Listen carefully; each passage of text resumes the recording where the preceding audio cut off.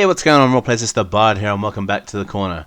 So what have we got for you guys today? Nice job, thank you for the continued efforts. So you have done Ranger and Rogue. Does that mean you can do Sorcerer next? You didn't make an Unconventional Sorcerers video, which is my favourite of these. Now you're just being a tease. Where's the Unconventional Sorcerer video already? This guy. This guy. Nag, nag, nag. You want your Unconventional Sorcerer video? Here's your Unconventional Sorcerer video. Don't worry, I don't really get mad at anyone. We're tight, we're bros, we're like this. And I know you can take a joke, right? Right?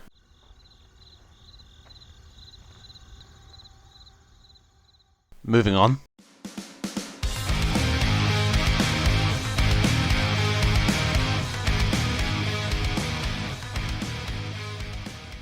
Alright, all joking aside, let's get into some ideas. So sorcerers are renowned for basically being mobile artillery platforms. One of their biggest strengths is their capacity to just throw out constant amounts of fireballs and lightning bolts and all kinds of damaging effects. So Pacifist isn't really a new concept, a lot of people are doing it, but at the same time it's how you're going about it. So first of all, you should definitely take, even as a pacifist, some really good, solid, offensive cantrips. I know that sounds completely against what we're going for, but I really want you to hear me out on this.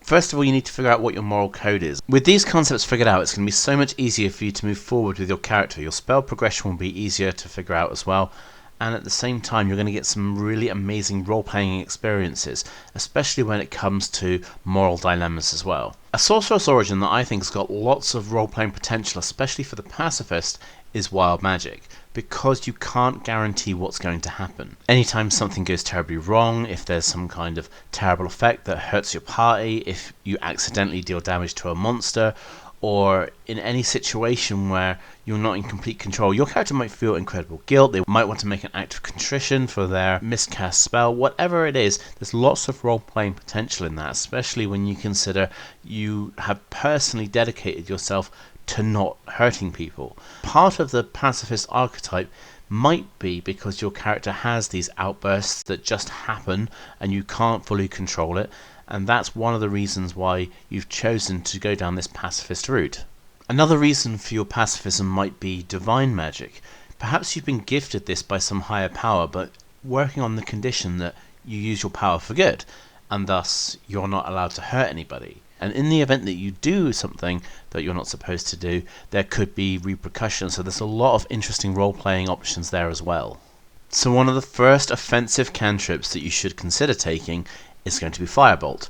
Not because of the damage it does, but because of the effect it has on objects. It actually causes objects to ignite that aren't being worn or carried. So it becomes more of a utility cantrip. Create Bonfire also has the same effect where it ignites objects that are unattended or unworn. The sorcerer doesn't actually get that many damaging cantrips that also affect objects, so it's worth picking up the ones that they do have, such as the ones that we've just presented. But maybe just ask your DM if they're willing to allow other things to be used against objects as well. Now, the reason you've taken them is not just for their utility, but also because it's great for when it comes to moral dilemmas.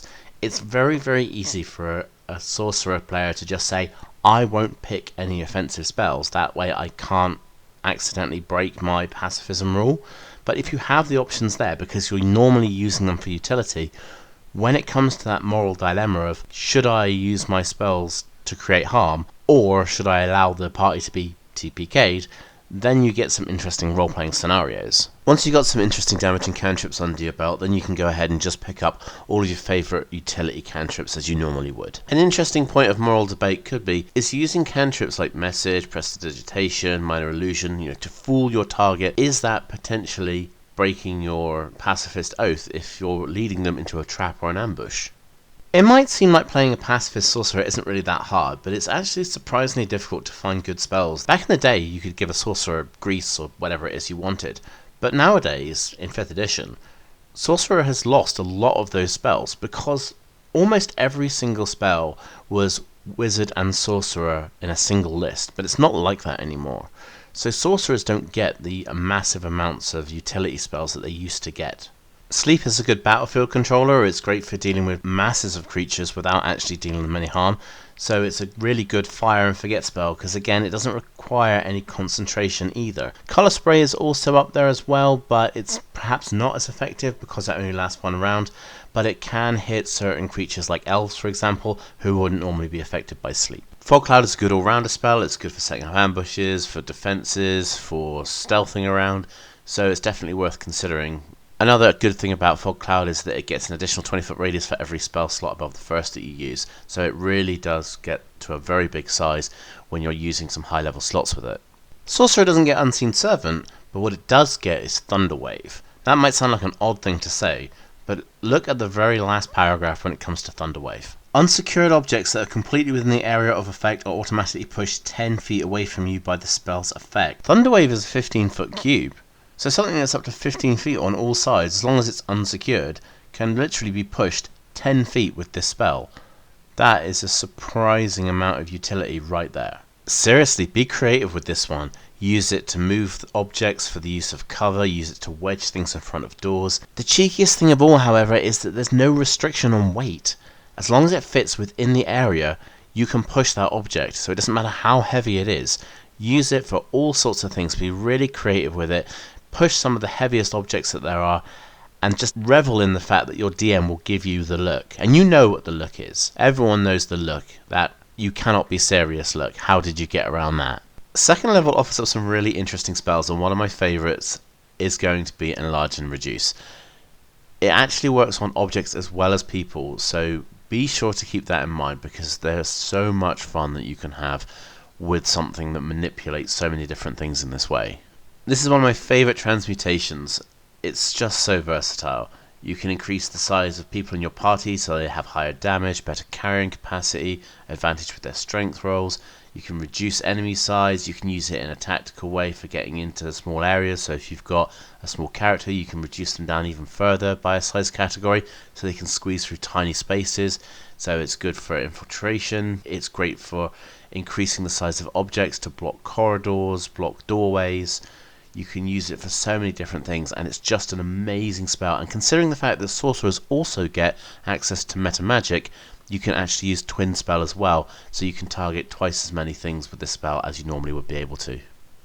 Gust of Wind is another one of those spells that you're not using. It's great for pushing creatures back, it causes them to expend extra movement. It's useful for extinguishing flames, for dispersing gases, and lots of other creative uses as well, so make sure you consider this one for your list, because it's a really versatile spell. Shatter is also a great spell for the Pacifist if you can get it to happen before a combat starts, before an enemy can claim its weapon, or if there's a break in the combat, say for example you've got a battle master who's managed to disarm their opponent, then you can shatter that object because it's not being worn or carried. Shatter is again one of those spells that is good, but people just aren't using it. I could go on forever about what kind of spells you should definitely be considering and the ones that you shouldn't, but you've probably noticed that a lot of these are damaging spells as well, and this is the point I really want to try to drive home. If you've got the options there where you're in a position that you can have your ethics challenged, then you've got an amazing role-playing experience. Spells like Firebolt, Thunderwave, Shatter, they're all spells that potentially could cause harm, but you want to be using them for utility. But when the time comes, what will you do? Understand that the best stories are born out of conflict. If you're challenged in some way to go against your code, if you're having to deal with something and you have an impossible decision to make. These are the exciting ordeals that make movies great, that make books great, and it's what makes your role-playing games great as well.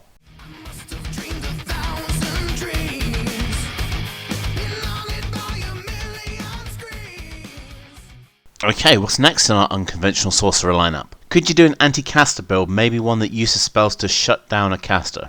This is another one of those ideas that's really good. It seems simple in concept, but you really need to put a lot into it to make them work. There are specific routes you could take. You could go down the Divine Soul path. It's possible you could also look at Shadow Magic Sorcery, but I honestly think the best way to go for this is going to be Wild Mage again. In a high magic environment, spells like Dispel Magic and Counterspell are going to be your bread and butter, obviously. The important thing to understand with Dispel Magic and Counterspell, however, is how they function. If the spell is equal to or lower level, then it is negated outright, but if it's higher level, then you have to make an ability check. Your best friends in these instances are going to be Enhance Ability and Tides of Chaos. Except for other sorcerers who have something like Quicken Spell, most casters are only going to be throwing out one spell per turn. If you get caught off guard or you don't have time to set up, then something like Tides of Chaos is great for getting that instant advantage that you'll need in order to defuse a spell by an enemy caster. If on the other hand you're dealing with a caster that's already got a lot of spells on them, and you've got Enhance Ability running, you're going to get a lot more mileage out of that, because you're not having to do multiple dispels. What will happen is you'll cast one dispel and then you'll make a check for every single spell that is affecting the creature. So being able to have advantage on those ability score checks when you're targeting each of those spells is going to almost guarantee that you get every one of them knocked off. In many cases you're going to be dealing with things that are higher level than you, and you have to overcome those obstacles, so you really need to consider the fact that things like Counterspell and Dispel Magic really rely very heavily on the fact that you're going to be using ability score checks a lot of the time. You might not have those higher level spells for those instant counters, but if you do have the capacity to improve your ability score checks, then even low level uses of this spell will be really practical against higher level opponents. Even as a regular caster, you definitely want to consider at least one of these two spells. Probably Dispel Magic is a little bit more flexible for your needs, because they're just so versatile and they are much easier to use than they've ever been. If you're dealing with a very clever high level caster, then things are going to get convoluted, and it's very much worth considering using higher level spell slots for your counterspelling. Then if your opponent uses a lower level counterspell to try and counterspell your counterspell, then they have to make an ability check against it. In these instances where someone is trying to counter your counterspell, then you want to make sure that they have disadvantage on their ability check roll. This is why you want to use higher level counter spells. A good way to get disadvantage is the frightened effect, so spells like Fear and Cause Fear are very, very good examples of getting that frightened effect onto a creature. Fear-based spells are also good to use against casters who specialise in touch attacks, but at the same time, lots of different classes get access to spells. Things like rogues can have it if they go down the Arcane Trickster route, and Eldritch Knights can get it as well. If the target fails their save, then they're not going to be able to approach you, and that's going to shut down that aspect of their strategy as well. Detect Magic definitely wants to be in your list, because you'll know then if someone's got a spell on them at the time, or if they're carrying any magical items. So if you're planning on shutting them down, knowing that they have a number of spells running already is going to be a good benefit. Don't neglect Detect Magic, it's really useful for helping prepare for a magical encounter.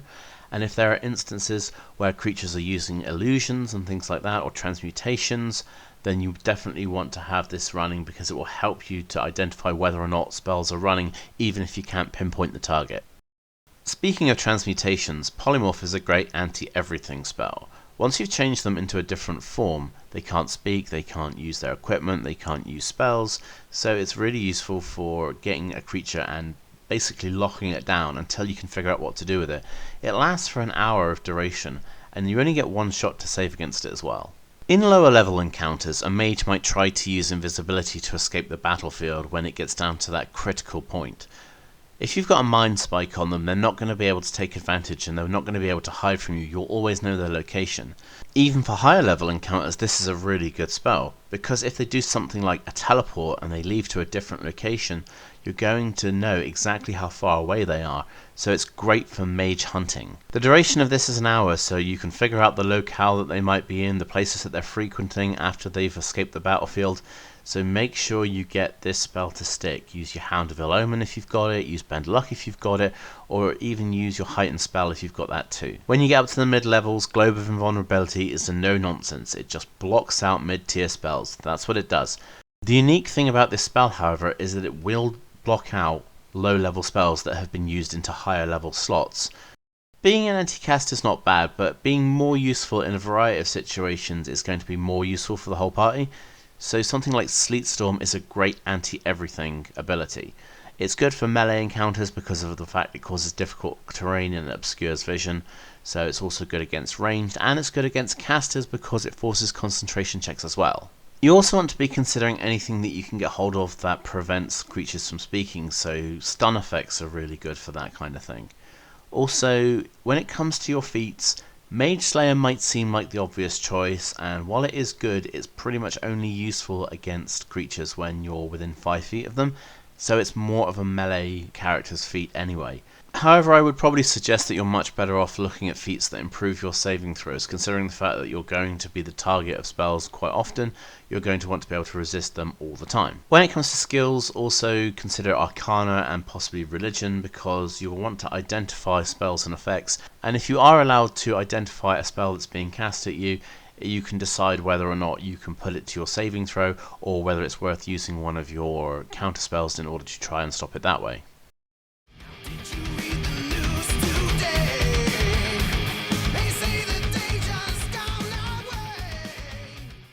Melee Sorcerer is very high risk, high reward anyway, but in the case of the Flame Trap, it's even more so. It might be worth considering Draconic Bloodlines as your Sorcerer's origin. As a melee sorcerer, you'll enjoy the benefit of having additional armor, additional hit points, and at later levels having additional elemental damage due to your Draconic ancestry.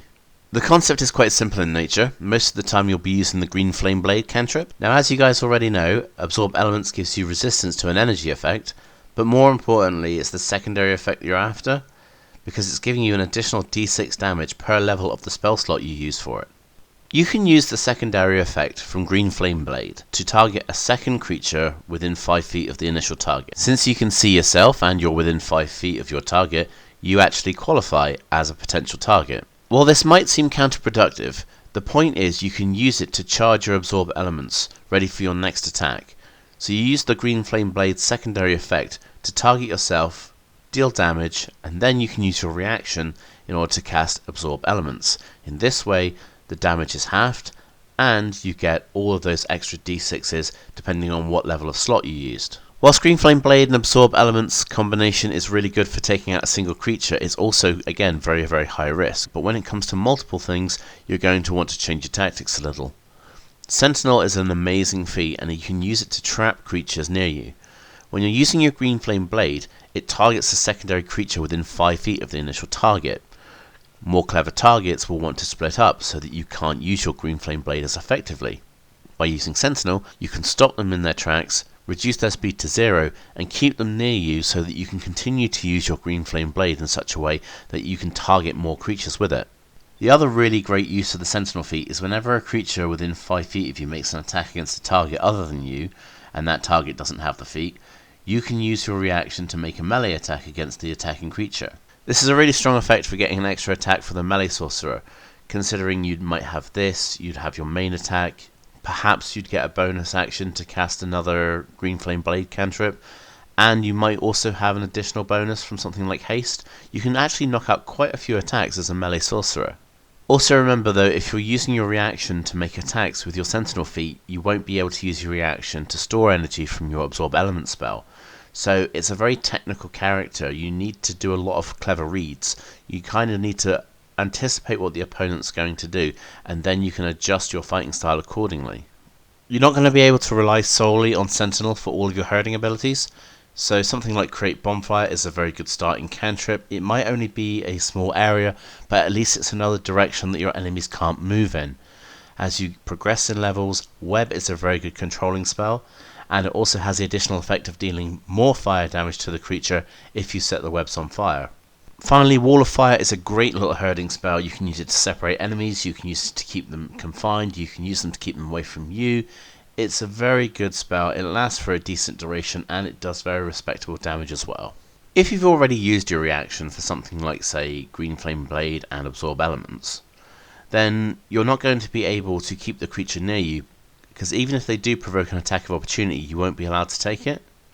So it might be worth considering also taking Booming Blade. Say for example, you've made your initial attack, you've used your Green Flame Blade, you've used your reaction for Absorb Elements, but you might have a bonus action left. You can then cast something like Quicken Spell, and you can use Booming Blade. Again, the damage will go onto the target, and if they choose to move, they can move freely because you can't counterattack them with your attack of opportunity. But if they do end up moving, then they're going to take damage again. So essentially you're getting more and more options. Speaking of options, if you don't mind being a level or so behind in your spell progression, then a couple of levels of Paladin can be really, really effective when it comes to melee combat, because you're going to be able to use your sorcerer spells with your smite. That way you'll get tons and tons of extra damage. Now understand that if you're smiting and you're using things like haste and absorb elements, you're going to burn through spells really quickly. For the most part, you probably won't use a great deal of spells anyway. You'll probably stick to a few of your favourites, maybe shield, perhaps haste, or if you do come to a heavy encounter, you might go for something like Stone Skin. If you do take a couple of levels of Paladin, I would definitely consider Divine Favour. It's great for adding additional damage at low levels. For a safer approach to the Green Flame Blade and Absorb Elements combination, you should definitely consider Heroism. Heroism covers you with extra temporary hit points to soak up some of the damage that Absorb Elements didn't protect you from. And of course, if things get really bad, it's always a great idea to be able to throw out some high level healing as well. So definitely Cure Wounds in your list. You only need the one spell, and you'll be able to use it in any of your high level slots. As I've said before, this is quite the technical character. You need to know how to make the reads, you need to anticipate what your opponent's going to do, and there is a lot of risk versus reward in there as well. But at the same time, you're not completely defenseless. The red, gold and brass draconic ancestries all offer fire resistance, so any one of those is a perfect choice. When you hit level 6 as a sorcerer, your elemental affinity improves your fire damage on your spells, so you're going to be using that with Green Flame Blade. And if you are expecting someone to start counter-spelling your absorb elements, at least you can always sink a sorcery point into getting some resistance that way as well.